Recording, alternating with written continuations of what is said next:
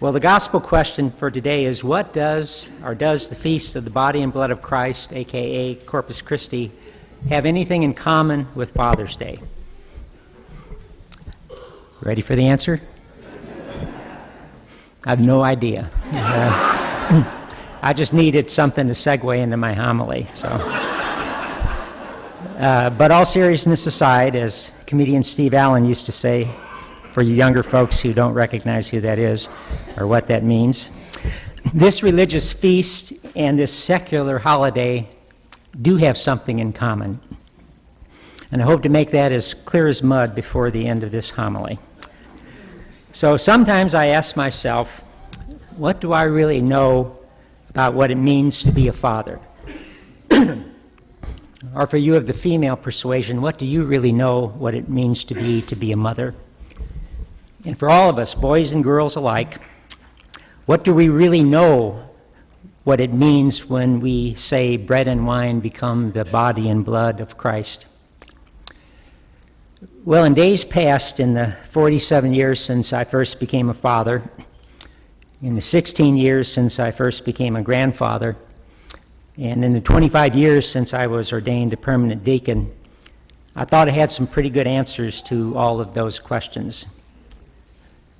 But now at age 72, I'm not so certain, so smug, that I can say I know for sure. Sometimes I think I do, and sometimes I think I don't. And sometimes it just seems to come around full circle, and I see the wisdom of something I once believed, came to doubt, came to believe again. And this process is articulated in a Robert Frost poem entitled The Black Cottage. It reads, "For dear me, why abandon a belief merely because it ceases to be true?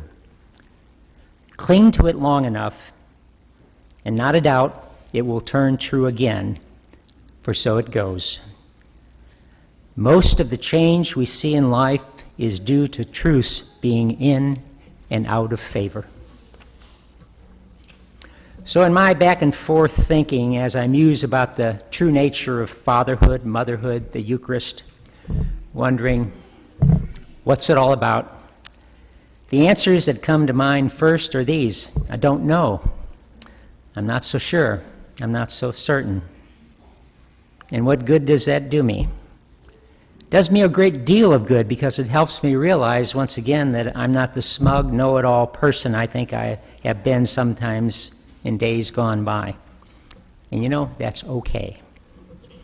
You see, as I move more and more toward the truth about reality, as I move more and more toward that, it occurs to me that reality doesn't require my understanding, and the truth does not require my consent. I find myself growing in an understanding that truth is God, and God's existence is not dependent on either my understanding or my consent.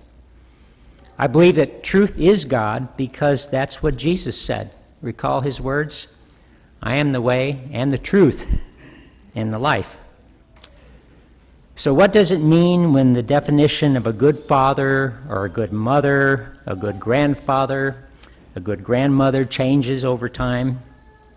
And what does it mean when an understanding of the Eucharist, bread and wine becoming body and blood, seem to change over the centuries? Not to worry. It's okay, because somewhere, somehow, there's truth to be found, because God is to be found where truth exists.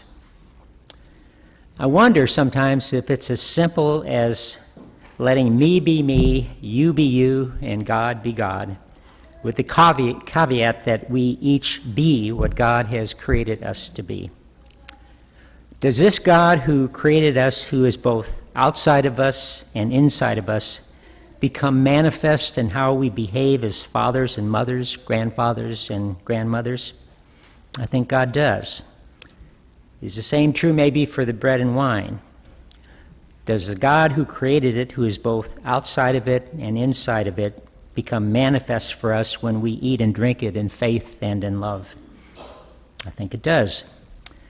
Because that seems to be one of those ancient truths that has come in and out of favor over thousands of years.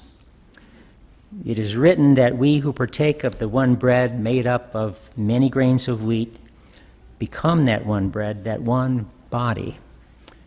Same for the grapes, becoming the one wine, become the one shared blood for all of us. As it is written, occurring in the one body of Christ to whom we all belong because we are members of that body.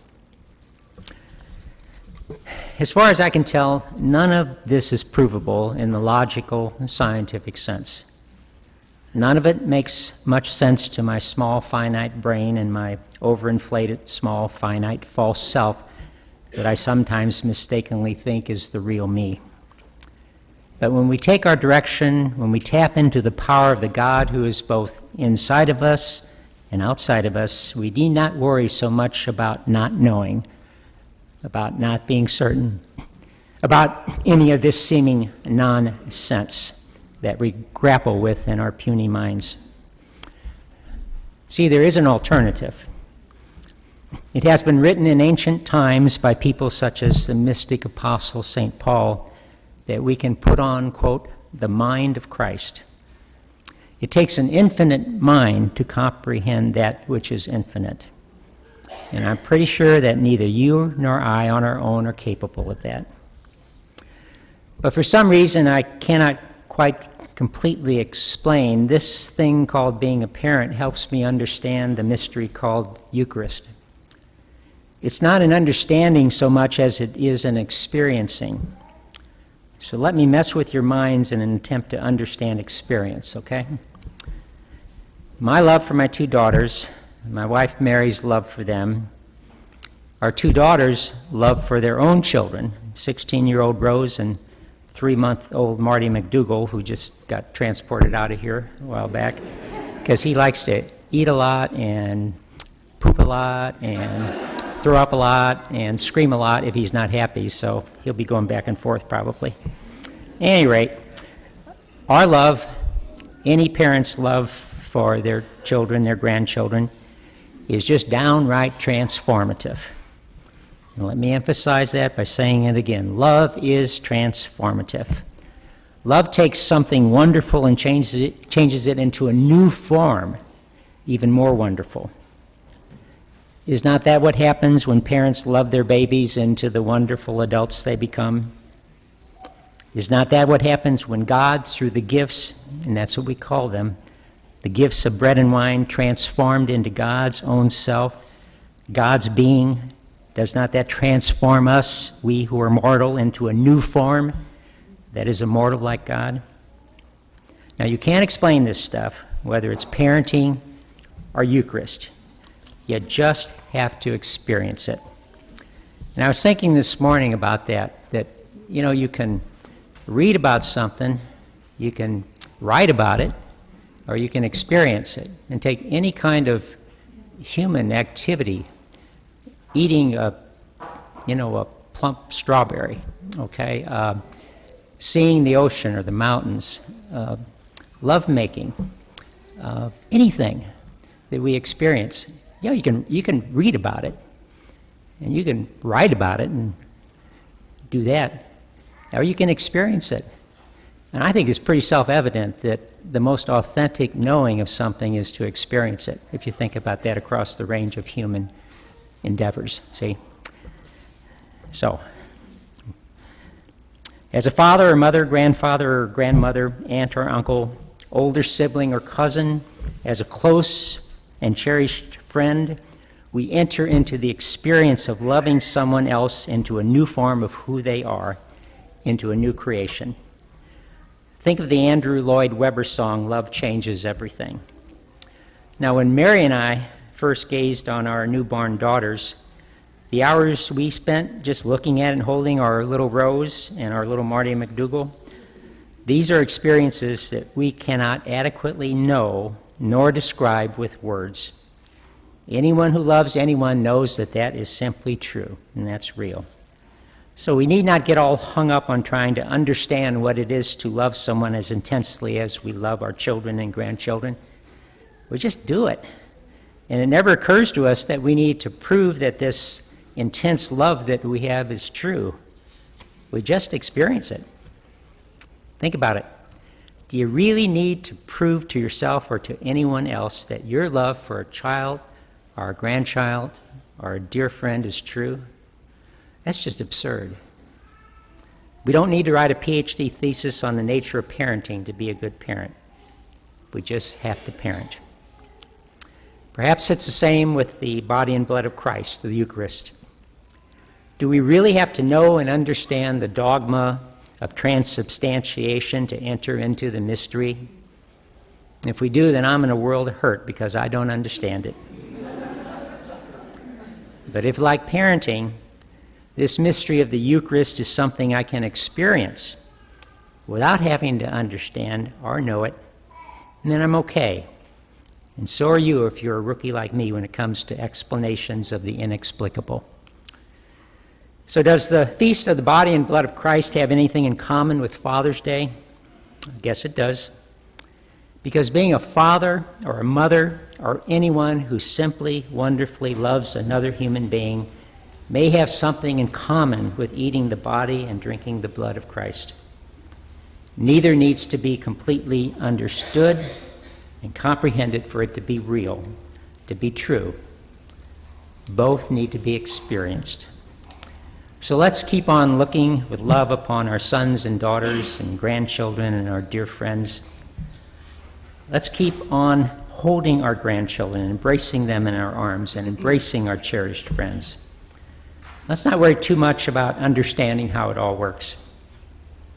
And let us all let us all in wonder and amazement look upon this transformed bread and wine, which in turn transforms all of us, and set aside for the moment our need to understand or to explain. And let's just experience this marvelous, glorious love of God, which is as real as that which we eat and that which we drink. And it will change us.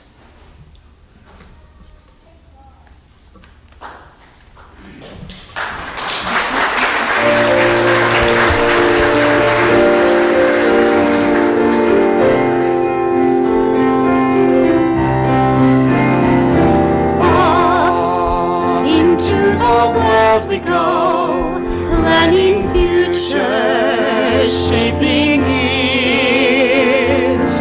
Love bursts in and suddenly all our wisdom disappears.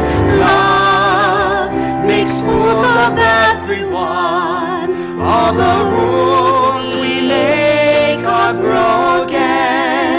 Yes, love changes everyone. Live or perish in its flame. Love will never, never let you be the same.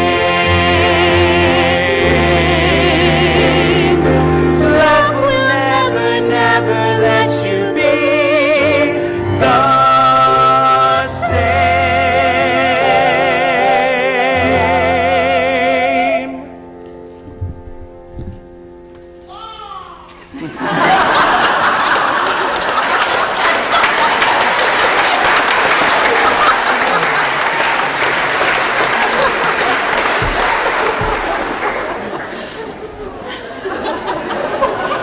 Was that Marty McDougall back there?